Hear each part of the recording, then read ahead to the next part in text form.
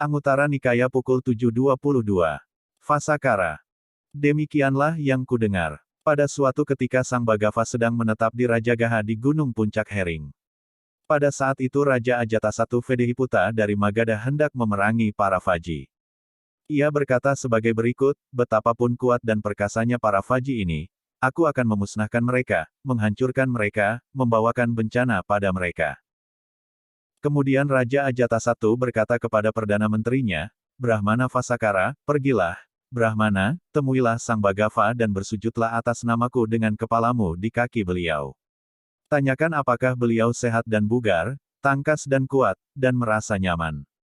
Katakan, Bante, Raja Ajatasattu Vedehiputa dari Magadha bersujud kepada Sang Bhagava dengan kepalanya di kakimu. Ia menanyakan apakah engkau sehat dan bugar, tangkas dan kuat, dan merasa nyaman. Kemudian katakan sebagai berikut, Bante, Raja Ajatasattu hendak memerangi para Vaji. Ia berkata sebagai berikut, betapapun kuat dan perkasanya para Vaji ini, aku akan memusnahkan mereka, menghancurkan mereka, membawakan bencana pada mereka. Dengarkanlah dengan seksama bagaimana Sang Bhagava menjawabmu dan laporkan kepadaku, karena Sang Tathagata tidak berbohong. Baik, Baginda, Brahmana Vasakara menjawab. Kemudian ia bangkit dari duduknya dan pergi menemui Sang Bhagava. Ia saling bertukar sapa dengan Sang Bhagava, dan ketika mereka telah mengakhiri ramah tamah itu, ia duduk di satu sisi dan berkata, Guru Gotama, Raja Ajatasattu Vedehiputa dari Magadha bersujud kepada Sang Bhagava dengan kepalanya di kakimu. Ia menanyakan apakah engkau sehat dan bugar, tangkas dan kuat, dan merasa nyaman. Guru Gotama, Raja Ajatasattu hendak memerangi para Vaji. Ia berkata sebagai berikut, betapapun kuat dan perkasanya para Vaji ini, aku akan memusnahkan mereka, menghancurkan mereka, membawakan bencana pada mereka. Pada saat itu Yang Mulia Ananda sedang berdiri di belakang Sang Bhagava mengipasi beliau. Kemudian Sang Bhagava berkata kepada Yang Mulia Ananda. 1. Ananda, pernahkah engkau mendengar apakah para Vaji sering berkumpul dan sering mengadakan pertemuan? Aku mendengar, Bante, bahwa mereka melakukan demikian. Ananda, selama para Vaji sering berkumpul dan sering mengadakan pertemuan, maka hanya pertumbuhan yang menanti mereka, bukan kemunduran. 2. Pernahkah engkau mendengar, Ananda, apakah para Vaji berkumpul dengan rukun, bubar dengan rukun, dan melakukan urusan-urusan Vaji dengan rukun? Aku mendengar, Bante, bahwa mereka melakukan demikian. Ananda, selama para Vaji berkumpul dengan rukun, bubar dengan rukun, dan melakukan urusan-urusan Vaji dengan rukun, maka hanya pertumbuhan yang menanti mereka, bukan kemunduran. 3. Pernahkah engkau mendengar, Ananda, apakah para Vaji tidak menetapkan apapun yang belum ditetapkan atau meniadakan apa yang telah ditetapkan melainkan menjalankan dan mengikuti prinsip-prinsip kuno Vaji seperti yang telah ditetapkan? Aku mendengar, Bante, bahwa mereka melakukan demikian.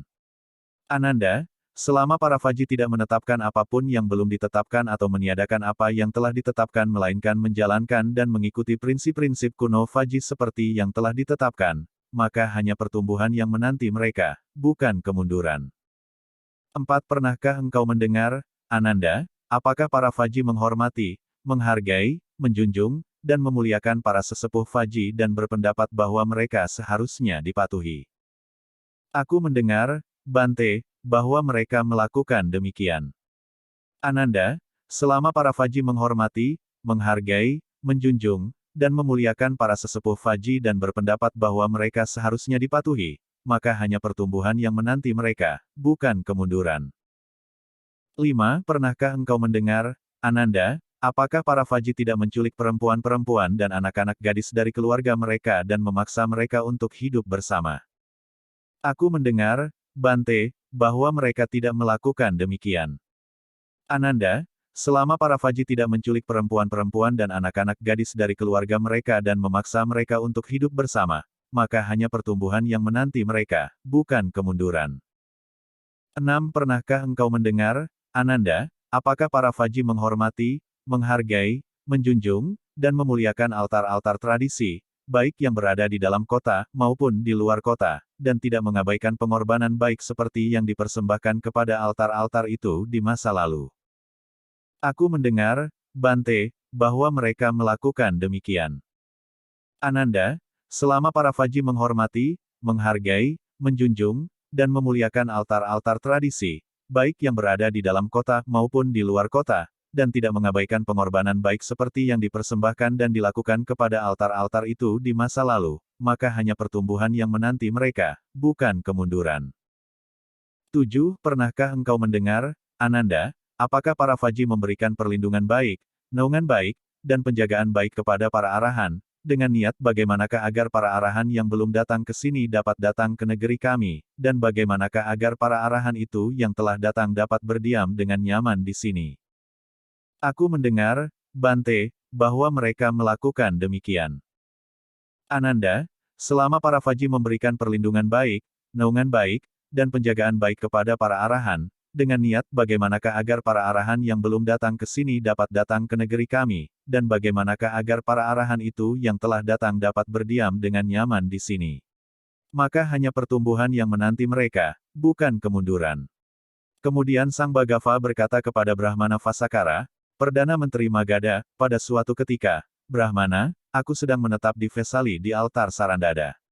Di sana aku mengajarkan ketujuh prinsip ketidakmunduran ini kepada para Faji. Selama ketujuh prinsip ketidakmunduran ini berlanjut di antara para Faji, dan para Faji terlihat kokoh di dalamnya, maka hanya pertumbuhan yang menanti mereka, bukan kemunduran.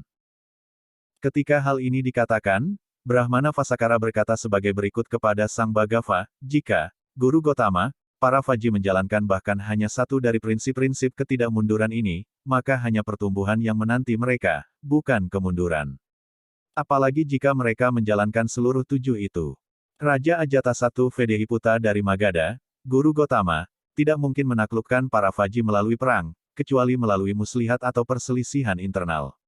Dan sekarang, Guru Gotama, kami harus pergi. Kami sibuk dan banyak yang harus dilakukan. Silakan engkau pergi, Brahmana. Kemudian Brahmana Vasakara, Perdana Menteri Magadha, setelah merasa puas dan gembira mendengar kata-kata Sang Bhagava, ia bangkit dari duduknya dan pergi.